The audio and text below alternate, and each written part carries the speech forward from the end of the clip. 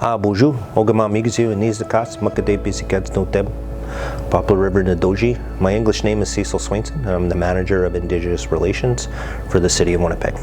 I would like to acknowledge that we are in Treaty 1 territory, the homeland of the Anishinaabe, the Dakota, the Oji-Cree, the Cree, the Dene, and the homeland of the Métis people.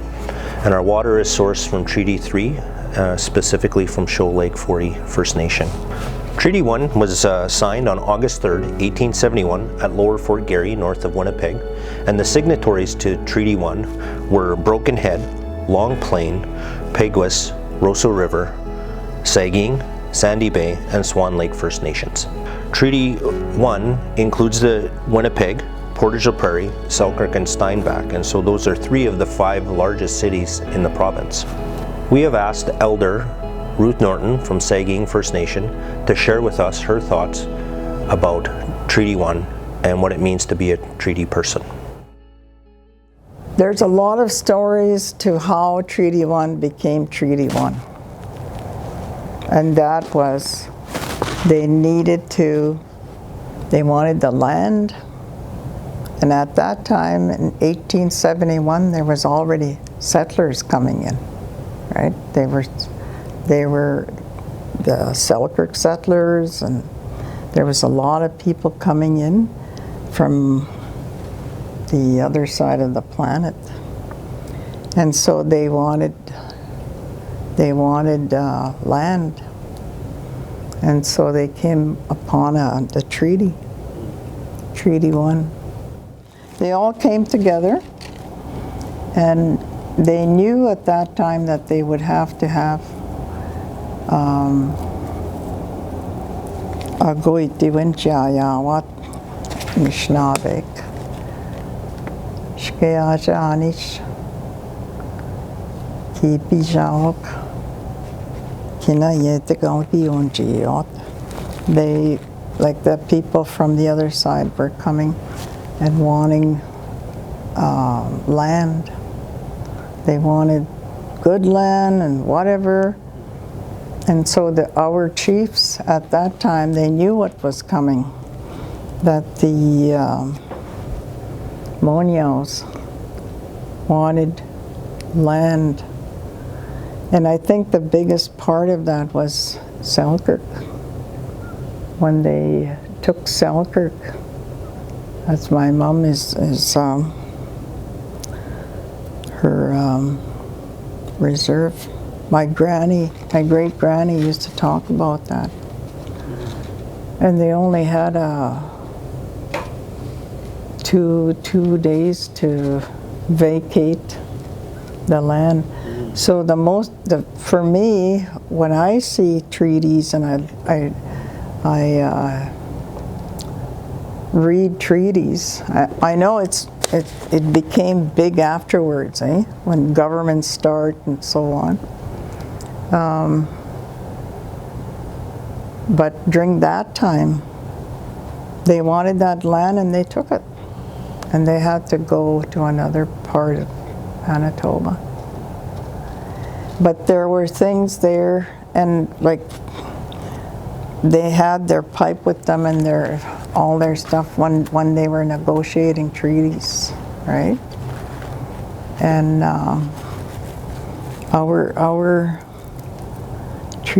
our treaty men. And that's the other thing I wanted to say before I talk about the treaty chiefs. Women were there. They were cooking and doing a lot of things in the outside. And they also, what they don't talk about in like treaty time, or they do in treaty time, but what they omit is that they prayed and prayed and prayed for many weeks that everything would go well for that treaty between the government and our people. And that's one area that is always omitted when treaties are talked about. Because when you have a treaty, you're sitting together and it's a contract. But in this case, the treaty was forever, and that's why I always say what they said back then. As long as the sun shines, the water flows, and the grass grows. That's how long our treaty will be. The pipe is very, very important. If you're making a deal with like in your home, because this was our home, right? North America. And so when they're using the pipe, there's certain prayers that they'll use. And to make a treaty that was most important was the pipe. And they made sure that the people that they were making treaties with would only use a little bit of the ground, not right down to the, it was only that much. But they never did, like that was broken. And the elders used to say, we still own the land below that. We told them that they could use the land only at that point. And so of course there's other areas that they talked about. And that the pipe was always beside them. And that's why tobacco is very important. When I phone you about the tobacco, you always give tobacco. If you don't, because not everybody has the pipe, but a lot of people, like in today's time, a lot of the younger people are afraid to take the pipe. You see, because so many things happen after, that's 150 years ago. Before that, the young people were taught how to be very respectful. For me, I always want to teach those kids the language, because when you're speaking in our language, then you understand what the treaty was all about. As long as the sun shines, the grass grows, and the river flows. That's what we were taught when I was a little kid. They would always speak in the language in Sagkeeng, and that would be the first thing that they would say, because the Creator, gave us what we had here. The sun will always shine, and the way that they said it in treaty, as long as the sun shines, then the water flows and the grass grows. That's how long that treaty is, and that's what they always talked about. And so the little ones, right from kindergarten, they should know that, or be taught that. That'd be the foundation, in my opinion, as an educator. And I have lots of grandchildren. One of them is catching on, because she's a very nosy little girl, and so she's starting to speak the language. Because one of the things that happened was that when we were in boarding school, our language was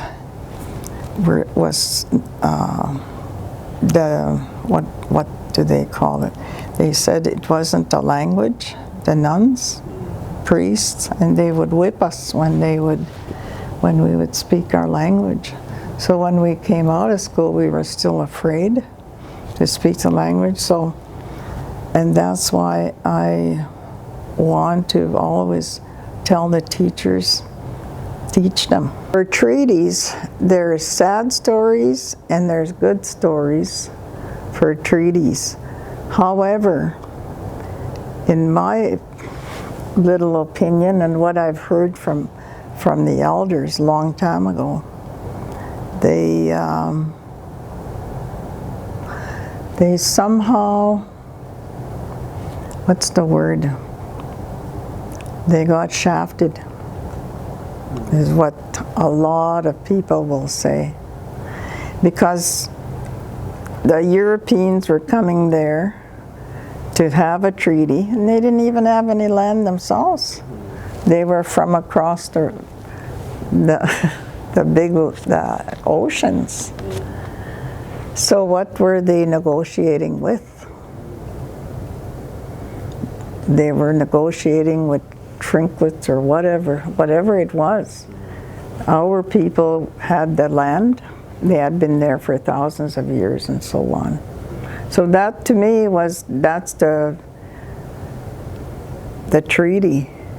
I mean, it's more in depth, and as we're going along, there's more things that came up during that time of treaty.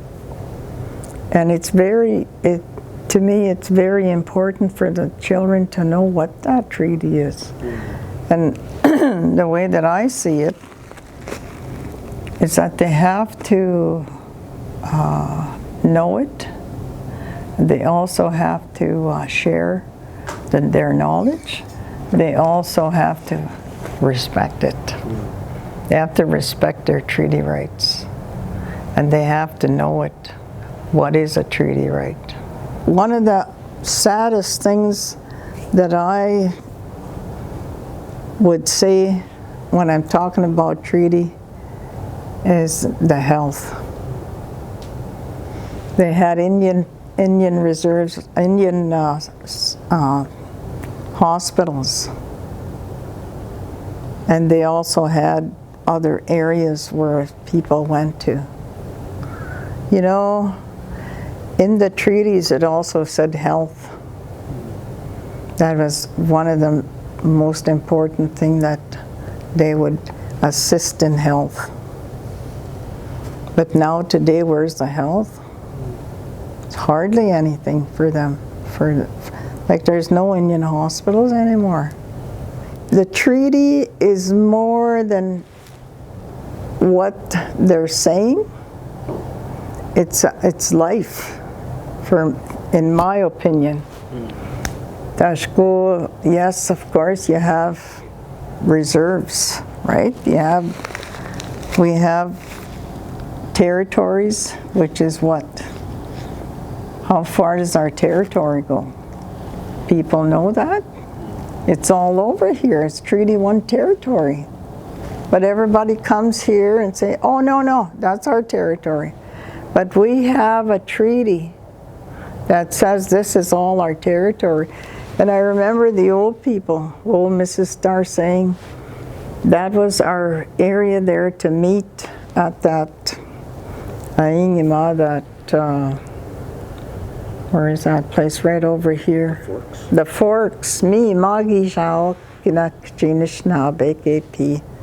after the treaty was signed. And they would talk about what was the treaty about. And people came there. Mishnabek, Mashkigoak, Pwanak, Kina, they all came there, and old Mrs. Starr told us that they would talk about the treaties over and over and over again. So, in that, like my dad's era, they knew the treaties,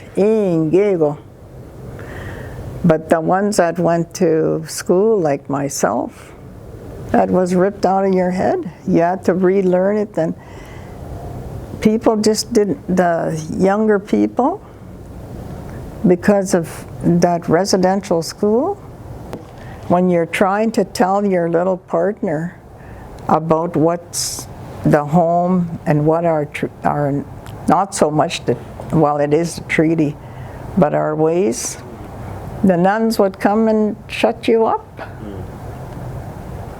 And so when you're looking at the treaties, they have to look at those parts, what happened to the people. Like you would get a good smack across the head, they'd beat you up.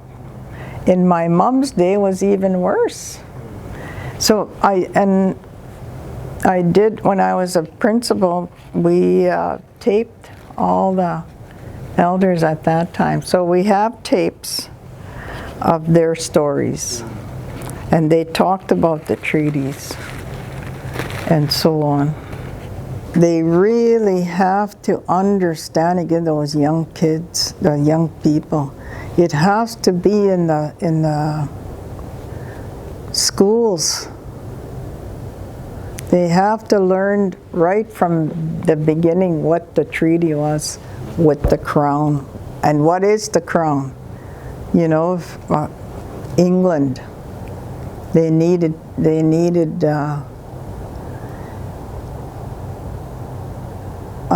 a place for their people to come, because when you look at history, they didn't have much.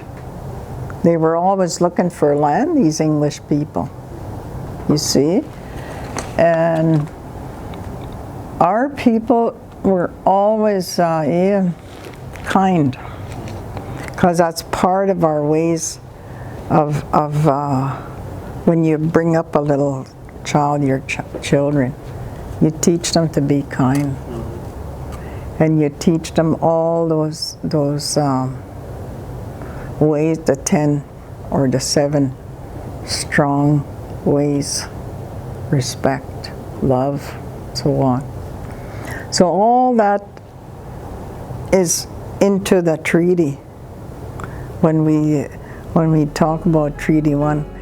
We're very fortunate in that Ruth shared with us that the pipe was present during the signing of Treaty 1. And I thought that maybe we should explain that a bit.